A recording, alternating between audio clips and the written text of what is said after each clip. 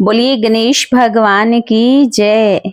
आप सभी मेरी प्यारी बहनों को और मेरी सभी प्यारी माताओं को करवा चौथ की हार्दिक शुभकामनाएं। यह त्योहार आपके जीवन में सदैव खुशियां लेकर आए। क्या आप भी करवा चौथ का व्रत रख रही हैं? जो मेरी बहनें और मेरी प्यारी माताएं इस व्रत को रख रही हैं तो कमेंट बॉक्स में जरूर बताइएगा। तो आइए भगवान श्री गणेश जी को प्रणाम करते हुए हम सुनेंगे करवा चौथ की व्रत कथा, जिसे सुनने से अखंड सौभाग्य की प्राप्ति होती है। तो सभी से हाथ जोड़कर निवेदन करते हैं कि कथा को आप पूरा सुने, कथा को आप बीच में ना छोड़ें। तो बहुत समय पहले की बात है। एक साहूकार के 7 बेटे थे और उनकी एक बहन थी जिसका नाम था करवा। सभी 7 भाई बहन अपनी बहन करवा से बहुत प्यार करते थे, यहाँ तक कि वे पहले उसे खाना खिलाते और बाद में खुद खाना खाते थे। एक बार उनकी बहन ससुराल से मायके आई हुई थी। शाम को जब भाई अपना व्यापार व्यवसाय काम धाम बंद करके घर पर आए तो उन्होंने देखा कि उनकी बहन बहुत व्याकुल थी। सभी भाई खाना खाने बैठ गए और बहन से भी खाना खाने का आग्रह करने लगे, लेकिन बहन ने बताया कि आज तो उसका करवा चौथ का निर्जला व्रत है और वह खाना सिर्फ चांद को देखकर ही उसे अर्घ देकर ही खा सकती है, क्योंकि चांद अभी तक निकला नहीं, इसीलिए वह भूखी प्यासी व्याकुल हो उठी।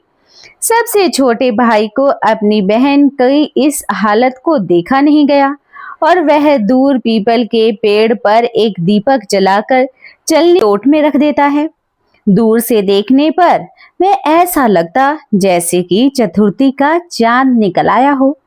इसके बाद भाई अपनी बहन को बताता है कि चांद निकल आया, तुम उसे अर्घ देकर भोजन कर सकती हो। बहन तो खुशी के मारे सीढ़ियों पर चढ़कर चांद को देखती है और उसे अर्घ देकर खाना खाने बैठ जाती है। जब वह पहला टुकड़ा मुंह में डालती है तो उसे छींक आ जाती है। दूसरा टुकड़ा डालती है तो उसमें बाल निकल आता है। जैसे ही तीसरा टुकड़ा वह मुंह में डालने की कोशिश करती है तो उसके पति की मृत्यु का समाचार उसे मिल जाता है और वह बौखला जाती है। उसकी भाभी उसे इस सच्चाई से अवगत कराती है कि उसके साथ ऐसा क्यों हुआ है। करवा चौथ का व्रत गलत तरीके से टूटने के कारण देवता उससे नाराज हो गए हैं, इसीलिए उन्होंने ऐसा किया है। सच्चाई जानने के बाद करवा ने निश्चय किया वह अपने पति का अंतिम संस्कार तो नहीं होने देगी और अपने सतीत्व से उन्हें पुनः जीवित करके ही रहेगी। वह पूरे साल तक अपने पति के शव के पास बैठी रहती, उसकी देखभाल करती रहती, उसके ऊपर उगने वाली सुई नुमा घास को वह इकट्ठा करती रहती। 1 साल के बाद फिर करवा चौथ का दिन आया। उसकी सभी भाभियों ने करवा चौथ का व्रत रखा। जब भाभियां उसे आशीर्वाद लेती हैं तो वह अपनी भाभी से कहती हैं कि यम की सुई लो, पिए की सुई दो, मुझे भी अपनी जैसी सुहागन बना दो, ऐसा आग्रह करती है। लेकिन हर बार भाभी उसे अगली भाभी से आग्रह कहकर चली जाती है। इस प्रकार जब 6ठे नंबर की भाभी आती है तो उससे भी करवा यही बात दोहराती है।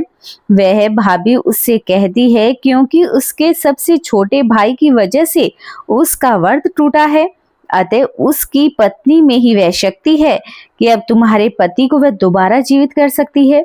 इसलिए जब वह आए तो उसे पकड़ लेना और तब तक तुम्हारे पति जिंदा ना हो जाएं, उसे छोड़ना नहीं, ऐसा कहकर वह आगे चली गई। सबसे अंत में छोटी भाभी आई। करवा उनसे भी सुहागिन बनने का आग्रह करती है, लेकिन वह टाल मटोल करने लग जाती है। इसे देखकर करवा उसे जोर से पकड़ लेती है और अपने सुहाग को जिंदा करने के लिए कहती है। भाभी उसे छुड़ाने के लिए नोचती है, कसोटती है, लेकिन करवा उसे नहीं छोड़ती।